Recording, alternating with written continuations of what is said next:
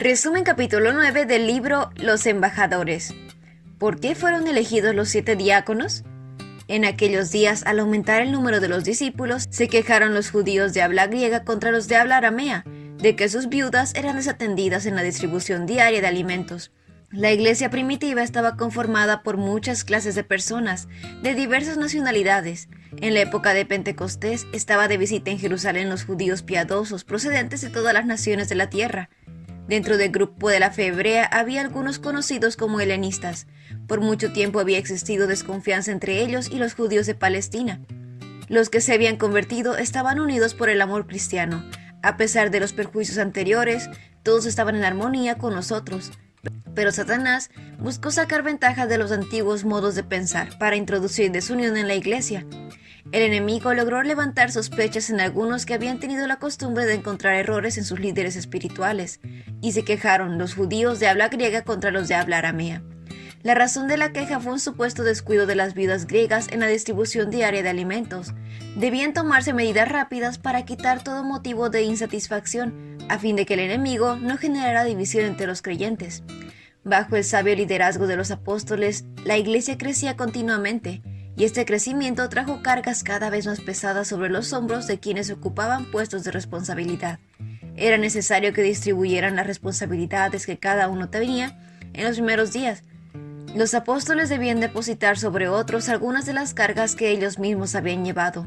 Reuniendo a los creyentes, los apóstoles declararon que los líderes espirituales deberían ser liberados de la tarea de distribución a los pobres y de cargas similares. Debían estar libres para predicar del evangelio. Hermanos, escojan de entre ustedes a 7 hombres de buena reputación, llenos de espíritu y sabiduría, para encargarles esta responsabilidad. Se siguió este consejo y, por medio de la oración y de la imposición de manos, se consagró a 7 hombres escogidos como diáconos. El nombramiento de los 7 fue una gran bendición para la iglesia. Estos oficiales vigilaban cuidadosamente las necesidades individuales y también los intereses financieros generales de la iglesia. Ellos contribuyeron grandemente a armonizar en conjunto los diversos intereses de la iglesia, y la palabra de Dios se difundía.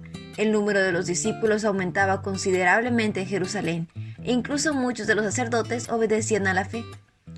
Mientras trabajaran unidos los mensajeros celestiales, les abrían el camino, los corazones estarían preparados para la verdad, y muchos serían ganados para Cristo.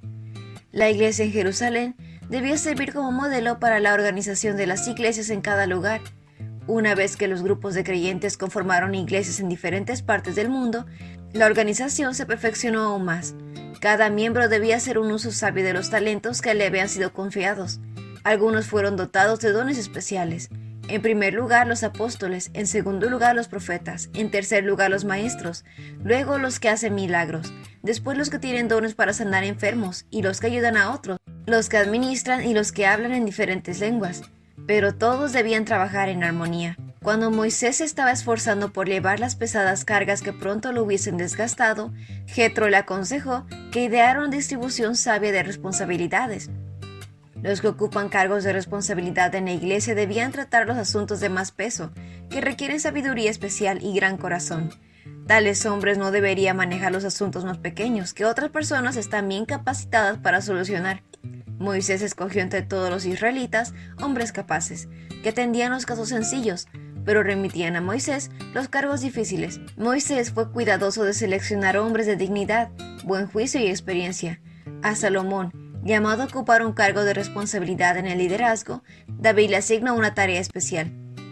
Los mismos principios de la piedad y justicia que debían guiar al pueblo de Dios en la época de Moisés y de David debían ser seguidos por aquellos que tenían a cargo la vigilancia de la recientemente organizada iglesia. Aquel que es llamado a ocupar un puesto de responsabilidad en la iglesia debe ser intachable, no arrogante ni irracundo, ni borracho ni violento, ni codicioso de ganancias malavidas. Al contrario, debe ser hospitalario, amigo del bien, sensato, justo, santo y disciplinado. Debe apegarse a la palabra fiel, según la enseñanza que recibió, de modo que también pueda exhortar a otros con la sana doctrina y refutar a los que se opongan. Dios no es un Dios de desorden, sino de paz.